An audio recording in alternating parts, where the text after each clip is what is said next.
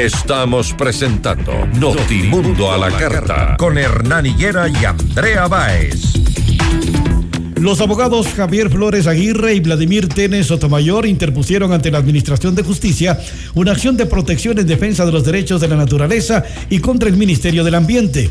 Los juristas acusan al MAE de incumplir con su obligación de proteger los derechos de la naturaleza al otorgar la licencia ambiental para la construcción del puerto de aguas profundas de Pozorja y el dragado de su canal de acceso a partir de varias irregularidades. La entrevista a la carta, lo puntual y noticioso, en diálogo directo con los protagonistas de los hechos, con Hernán Higuera y Andrea Báez. 2016.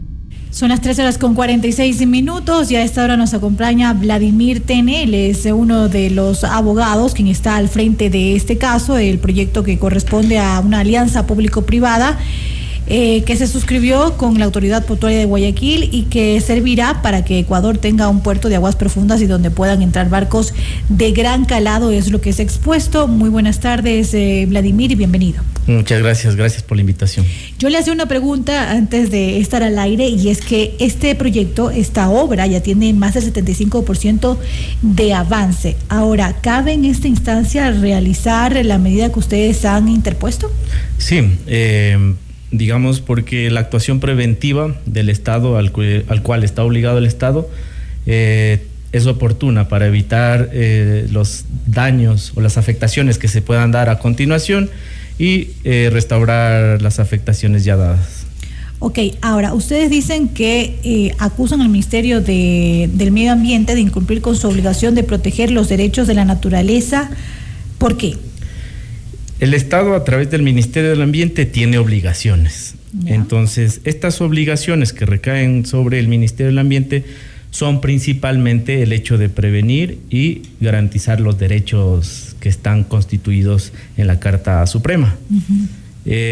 Si hablamos a nivel del Estado, la obligación de protección de estos derechos que están en la norma suprema, actualmente nosotros solicitamos la tutela de los jueces, es decir, en una primera instancia esta obligación recae sobre el Ministerio del Ambiente en su obligación de prevención. Como no lo ha hecho, estamos demandando ante los jueces esta obligación de corregir estos errores a través de la tutela. Entonces, en dos escenarios en el Estado.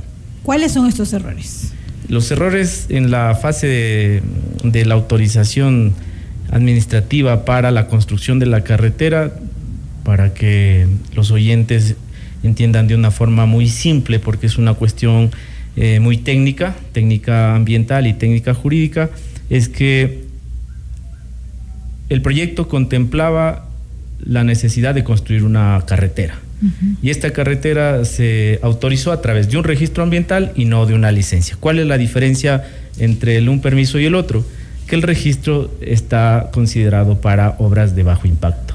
Yeah. Las licencias están consideradas para proyectos de mediano y alto. Esto implica que las evaluaciones, las investigaciones y los estudios deben realizarse de acuerdo a la información que tiene el área, inventariar los recursos naturales, ver los riesgos que conlleva el proyecto, porque el proyecto es de alto impacto, uh-huh, porque es una carretera, y imponer las medidas necesarias para evitar esos daños. Entonces, la carretera y no se obtuvo una licencia, sino un registro.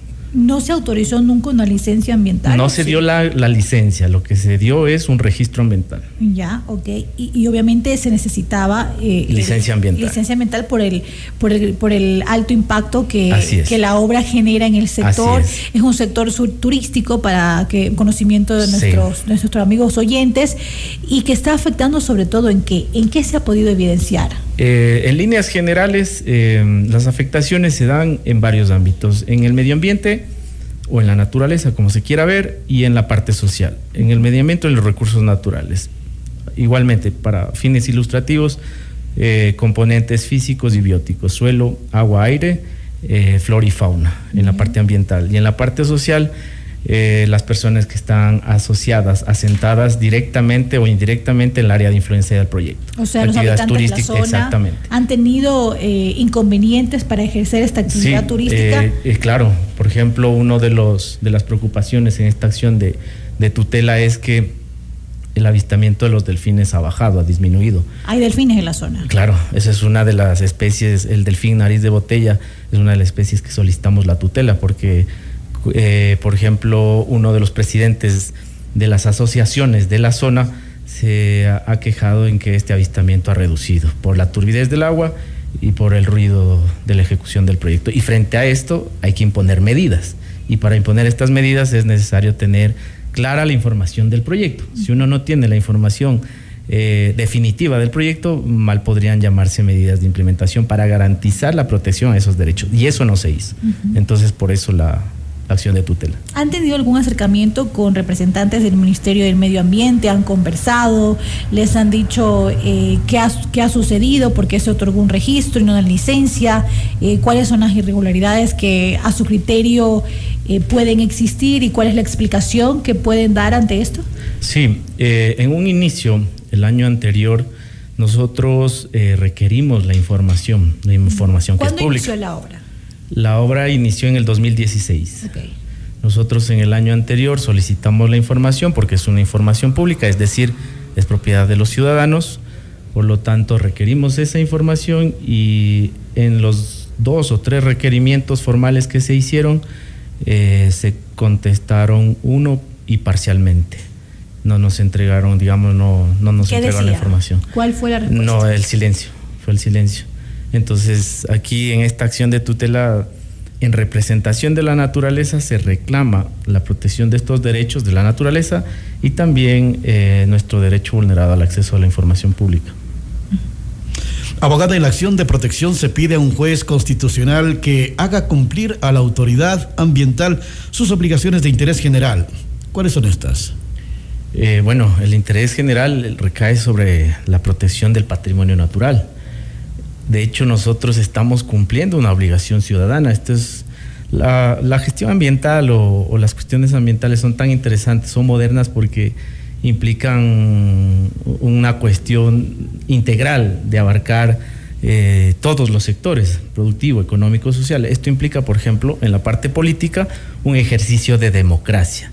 Esta democracia participativa nos obliga a todos los ciudadanos, a usted, a mí y a todos los ciudadanos, a cumplir la obligación de defender nuestro patrimonio natural y respetar estos derechos. Entonces, esta es la posibilidad que está reconocida en la Constitución para representar a la naturaleza y solicitar la tutela. Entonces, en este sentido es lo que nosotros hemos pedido la tutela. Conocemos también que la acción de protección se ampara además en la opinión consultiva de la Corte Interamericana de Derechos Humanos. Háblenos al respecto. Más cosas interesantes, más por eso estos temas llaman la atención y son, como yo digo, son modernos y son muy, muy atractivos.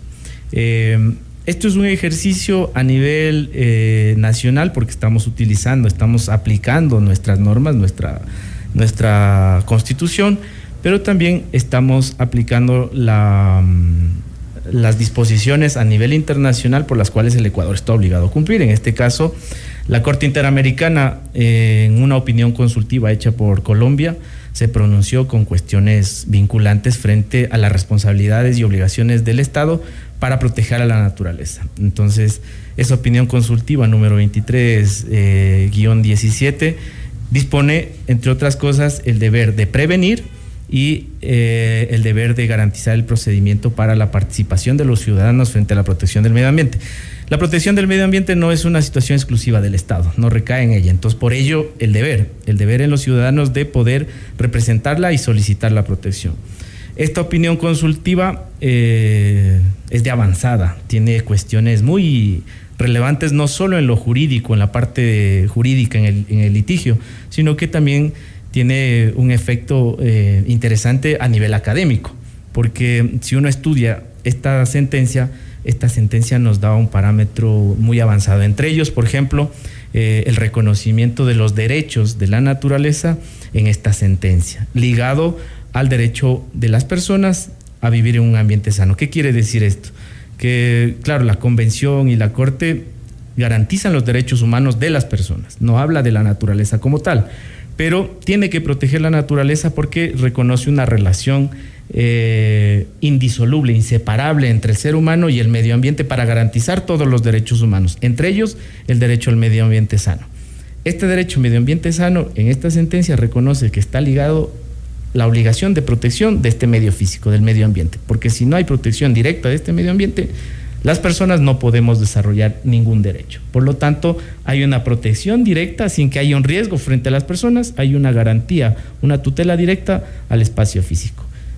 Obligaciones para el Estado para garantizar que, por ejemplo, en las obras de este tipo de alto impacto, el Estado tenga la obligación de garantizar las obligaciones de prevención, de prevenir que hayan cuestiones nocivas frente al medio ambiente, de garantizar el acceso a la información de los ciudadanos y la obligación de los jueces de reconocer estos derechos y de aplicarlos. Entonces, claro, y por eso era mi pregunta, ¿no? Y le decía, bueno, pero la obra tiene más del 70% de avance. ¿Ustedes creen que se logre algo en esta instancia? Sí, ¿cuál es la idea? ¿Que se pare la obra? ¿La idea es que se remedie?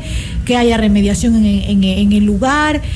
¿Cuál es el objetivo a estas alturas cuando sabemos que es una obra que ya está avanzando, que inclusive tiene el apoyo de una compañía internacional? ¿Cuál es el fin? Yo creo que tiene, si nos sentamos a analizar con un poco más de detenimiento, podemos sacar más conclusiones. Ahorita inmediatamente... porque para los trabajos no lo han hecho, ¿no? No, por eso solicitamos, ese es uno de los pedidos en la acción de protección, que se suspenda la obra. Porque la lógica de la disposición de la Corte Interamericana y la lógica de la obligación de la prevención que está en la Constitución es que ningún proyecto se inicie sin tener una evaluación previa, un análisis, un estudio, una investigación de lo que va a suceder en esa zona. Se entregaron permisos, sí, eso es verdad, pero se entregaron con información referencial. Entonces, garantizados los derechos, las afectaciones, garantizadas las medidas de mitigación, de precaución, de prevención, no las hay.